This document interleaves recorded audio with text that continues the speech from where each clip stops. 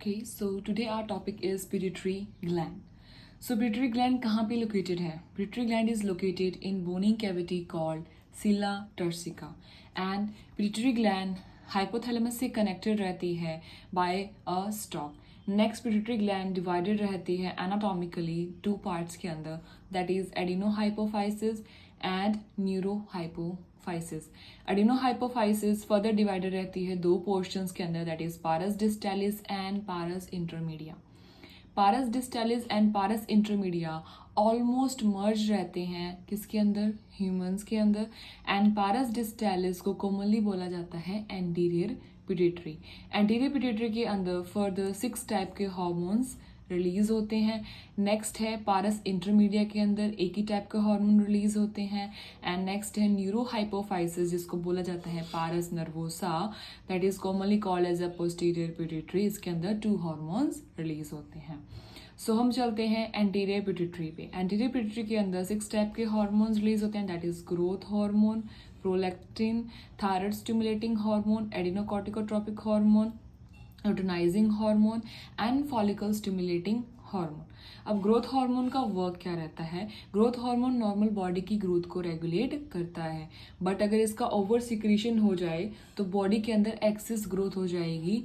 Then access growth से body के अंदर एक फॉर्मेशन होगी, दैट इज गायंटिज्म. मतलब एक्सेस ग्रोथ हो जाना बॉडी की, दैट इज गायंटिज्म. एंड अगर इसके अंदर इसकी लो सिक्रीशन होगी तो पर्सन की स्टंटेड ग्रोथ होगी, ग्रोथ कम होगी एंड पर्सन की हाइट छोटी रह जाएगी, that is called pituitary dwarfism. यहाँ पे जो ड्वार्फ वर्ड यूज हुआ है वो छोटी हाइट के लिए यूज हुआ है, तो इससे आप याद रख सकते हो पिट्यूटरी ड्वार्फिज्म. नेक्स्ट है अगर एक्सेस ग्रोथ होती है, ग्रोथ हार्मोन की एक्सेस सिक्रीशन होती है ग्रोथ हार्मोन की एडल्ट के अंदर, तो इससे एक डिजीज होती है, दैट इज एक्रोमीगली. इसमें क्या रहता है? सर्वर डिसफिगरमेंट हो जाता है पर्सन के अंदर, स्पेशली उसके फेस के अंदर. और इसके अंदर क्या हो सकती हैं? सीरियस कॉम्प्लिकेशंस भी हो सकती हैं एंड पर्सन की प्री मैच्योर डेथ भी हो सकती है अगर इसको अनचेक रख दिया जाए. मतलब पर्सन चेक ही ना करवाए तो पर्सन की डेथ हो सकती है. बट ये डिजीज हार्ड है डायग्नोज करने के लिए अर्ली स्टेजेस में, एंड ये अनडिटेक्टेड रहती है बहुत ही सालों तक अनटिल कोई एक्सटर्नल फीचर्स नोटिस ना हो, दैट इज एक्रोमेगली. नेक्स्ट हम चलते हैं प्रोलैक्टिन पे. प्रोलैक्टिन के अंदर ग्रोथ होती है मैमरी ग्लैंड्स की एंड इसके अंदर फॉर्मेशन होती है मिल्क की. थायराइड स्टिमुलेटिंग हार्मोन का फंक्शन रहता है सिंथेसाइज करवाना, सिक्रीट करवाना थायराइड हार्मोन को. किससे? थायराइड ग्लैंड से. नेक्स्ट है एडिनोकॉर्टिकोट्रोपिक हार्मोन का वर्क रहता है सिंथेसाइज करवाना, सिक्रीट करवाना स्टीरॉयड हार्मोन्स ग्लूकोकॉर्टिकॉइड्स को. किससे? एडिनल कॉर्टेक्स से. भाई एडिनल कॉर्टेक्स लोकेटेड कहाँ पे है? तो किडनी के एंटीरियर पार्ट पे एडिनल कॉर्टेक्स लोकेटेड रहते हैं, जिसपे एडिनोकॉर्टिक हार्मोन वहाँ पे ग्लूकोकॉर्टिकॉइड हार्मोन को सिक्रीट एंड सिंथेसाइज करवाता है. नेक्स्ट हम चलते हैं लुटेनाइजिंग हार्मोन पे. लुटेनाइजिंग हार्मोन का जो वर्क रहता है मेल के अंदर, उसका वर्क रहता है सिंथेसाइज करवाना, सिक्रीट करवाना एंड्रोजन का, ठीक है, किससे? टेस्टिस से. एंड रेगुलेट करवाना स्पर्मेटोजेनेसिस. तो मेल के अंदर स्पर्मेटोजेनेसिस 2 हार्मोन से रेगुलेट होती है, that is FSH and LH, right. And luteinizing hormone का वर्क रहता है कॉर्पस लुटियम को मेंटेन करना. कॉर्पस लुटियम का फॉर्म होती है, जैसे आपको पता है फीमेल्स के अंदर क्या होता है, फॉलिकल स्टिमुलेटिंग हार्मोन का वर्क रहता है ग्रोथ करवाना, डेवलपमेंट करवाना. किसका? फॉलिकल्स का, ग्राफिन फॉलिकल्स का.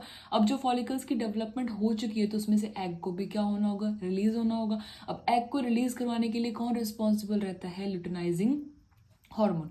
अब लुटेनाइजिंग हार्मोन की वजह से ग्राफिन फॉलिकल रैप्चर होती है एंड एग रिलीज होता है, that is called ovulation off fully mature graphene follicle, right. अब ओव्यूलेशन होने के बाद में जो ग्राफिन फॉलिकल का जो पार्ट बचता है वो किस में चेंज हो जाता है? कॉर्पस लुटियम में चेंज हो जाता है. और उसको मेंटेन करने का काम भी कौन कर रहा है? लुटेनाइजिंग हार्मोन. नेक्स्ट हम चलते हैं मेलानोसाइट स्टिमुलेटिंग हार्मोन. इसका वर्क रहता है रेगुलेट करना पिगमेंटेशन को, ठीक है. मेलानोसाइट हार्मोन रहता है जिसका वर्क रहता है बॉडी के पिगमेंटेशन को रेगुलेट करना. नेक्स्ट हम चलते हैं pars nervosa, that is commonly called posterior. Okay, so pars nervosa commonly called posterior pituitary. And posterior pituitary के अंदर 2 हार्मोन्स रिलीज होते हैं। अब जो वासोप्रेसिन और ऑक्सीटोसिन ये दो हार्मोन्स हैं, बट ये पिट्यूटरी सिंथेसाइज नहीं करती है, इसको हाइपोथैलेमस सिंथेसाइज करता है एंड एक्सोनॉमिकली पिट्यूटरी के अंदर क्या करता है, ट्रांसपोर्ट कर देता है, राइट। अब वासोप्रेसिन का वर्क क्या रहता है, ये किडनी पे वर्क करता है और रीएब्जॉर्प्शन करवाता है किसका, वाटर का और इलेक्ट्रोलाइट्स का। वाटर इलेक्ट्रोलाइट्स का रीएब्जॉर्प्शन होता है किससे, डिस्टल टिब्यूल से, जिससे वाटर का लॉस बॉडी से नहीं होता है। तो वाटर का लॉस बॉडी से यूरिन के थ्रू नहीं होगा तो ये डायलिसिस को प्रिवेंट करेगा, मतलब वाटर की कमी को बॉडी में प्रिवेंट करेगा। तो वासोप्रेसिन का सेकंड नेम है ADS, that is anti diuretic hormone, right. अगर एंटी डायरेटिक हार्मोन की कमी हो जाती है किडनी में, एंटी डायरेटिक हार्मोन कम रिलीज होता है किडनी के अंदर, तो उसकी वजह से क्या होगा, वाटर लॉस होना स्टार्ट हो जाएगा, बॉडी में डिहाइड्रेशन होनी स्टार्ट हो जाएगी एंड उस कंडीशन को हम लोग बोलते हैं डायबिटीज इंसिपिडस, जहाँ पे एडीएच का रिलीज क्या हो जाता है, कम होता है और बॉडी से वाटर का लॉस होना स्टार्ट हो जाता है। एंड ऑक्सीटोसिन हार्मोन का वर्क रहता है कॉन्ट्रैक्शन करवाना किसका, यूट्रस का।